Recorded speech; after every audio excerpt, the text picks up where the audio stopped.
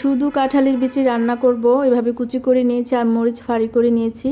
আজকে রান্নাটা করব, তো কথা না বাড়িয়ে চলেন শুরু করা যাক। আসসালামু আলাইকুম এভরিওয়ান, কেমন আছেন? আশা করি সবাই ভালো আছেন।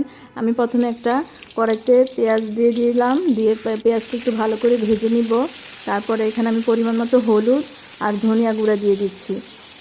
এখানে কিন্তু আমি লাল মরিচটা ইউজ করব না, শুধু আমি দিয়েছি হলুদ আর ধনিয়া গুঁড়া। আর এখন একটু আদা রসুন বাটা দিয়ে দিলাম, লবণ দিয়ে দিলাম। ভালো করে এখন এটাকে কষিয়ে নেবে, যে কষানো হয়ে এসেছে।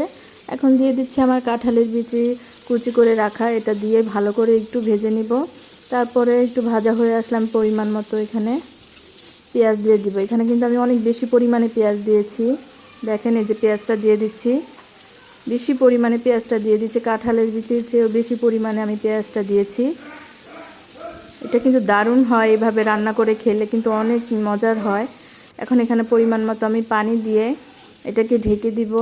সিদ্ধ হওয়া আগ পর্যন্ত এটাকে ঢেকে রাখতে হবে। আর এখানে একটু কাঁচামরিচটা দিয়ে দিব, প্রথমে অল্প দিব, পরে আবার শেষের দিকে আমি কাঁচামরিচটা দিব।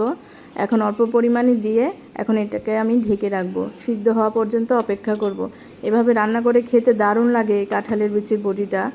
এই যে এখন আমার রান্নাটা হয়ে এসেছে প্রায়, দেখেছেন তো কালারটা কত সুন্দর হয়েছে। এই যে এখন আমার রান্নাটা প্রায় শেষ। এখন এখানে আমি আরও পরিমাণে কাঁচামরিচটা দিয়ে দিয়েছি, আর এখন ধনেপাতা কুচিটাও সুন্দর দিয়ে দিব।